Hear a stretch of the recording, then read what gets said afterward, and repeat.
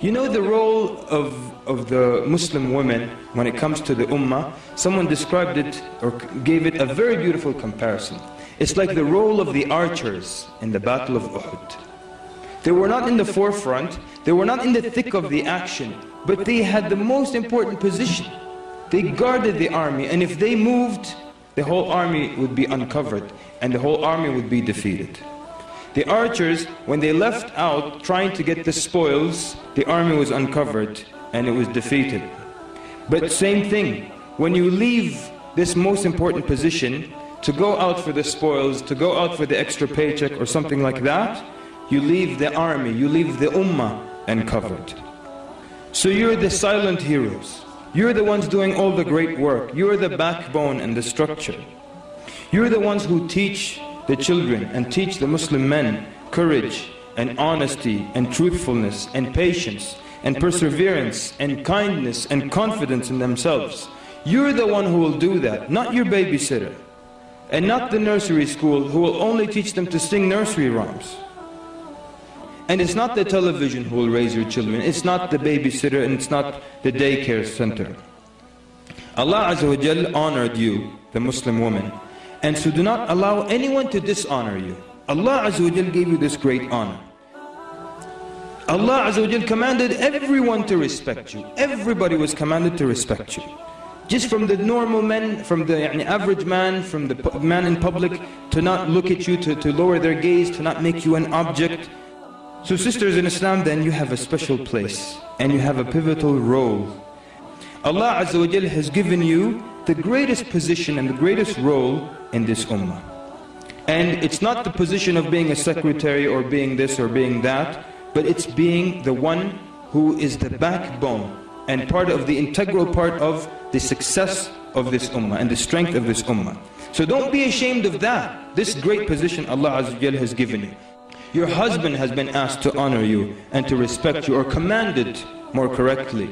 The Prophet ﷺ in the farewell pilgrimage in front of 100,000 of the companions, he said, "Ala wastawsu bin nisa'i khayran. Ala wastawsu bin nisa'i khayran." He reminds the men to take good care of their women. So the husband commanded to take care of the woman. The children commanded to take care of the women. And in the hadith in Ibn Majah and the Tirmidhi, the Prophet ﷺ said, "Khayrukum khayrukum li ahli wa ana khayrukum li ahli." The best of you is the best of you to his family, and I'm the best of you to his family. The Prophet ﷺ said to the Muslim woman, "Take care of your home, for that is your jihad." That means it's a very important position, and it's more important than the extra paycheck and more important than so many other things. The extra paycheck and the wealth you get from that can't compare the reward you'll get if your son becomes a great scholar of Islam, or if your daughter learns her religion and teaches it to other women. Just look at the role of Khadija radiallahu anha. And where would Islam be and where would the Meccan da'wah be without Khadija radiallahu anha? Even when the Prophet ﷺ, before he became a prophet, when he loved to go and meditate and do the tahannuth, sit in the cave for a long time, sometimes he would stay for a month, she would send the servants there to give him food. So he wouldn't have to interrupt himself and come back all the way to the city to get some food. She would send servants to him to give him food. But look at the instructions she would give them. Because she knows her husband ﷺ is dedicated to something and wants to do something. She would tell them, just put the food at the mouth of the cave and leave. Don't walk in and distract and talk about the news and what's happening in the village. She would tell them that. Look at the attention to detail. Look at how when the Prophet ﷺ came back and he was afraid and he said, "Zammiluni, zammiluni, cover me." She covered the Prophet ﷺ. And she waited until he calmed down, then she asked him what happened. And if this were to happen, and the woman is not wise, you come in, there's a calamity, you say, "Cover me." She said, "What for? What happened? Cover me. What happened?" "No, you won't cover you until you tell me what's going on." Now you have two calamities instead of one.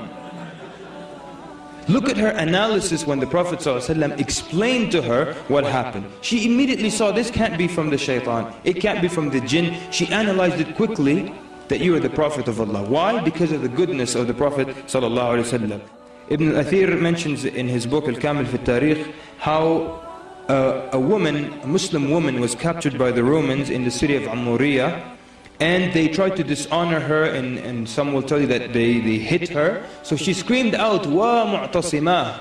Mu'tasim is the Khalifa. She said, "Oh Mu'tasim." So then a man came and brought this news to Al-Mu'tasim.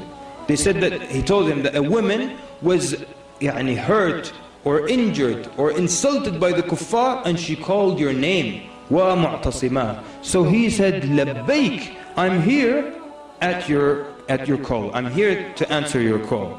And he gathered an entire army and conquered and destroyed and trampled the enemy and took over the entire city, and he freed that one woman. This was the case. This is how the Muslim woman was honored in our history. This is how Allah Azza wa Jal has honored you.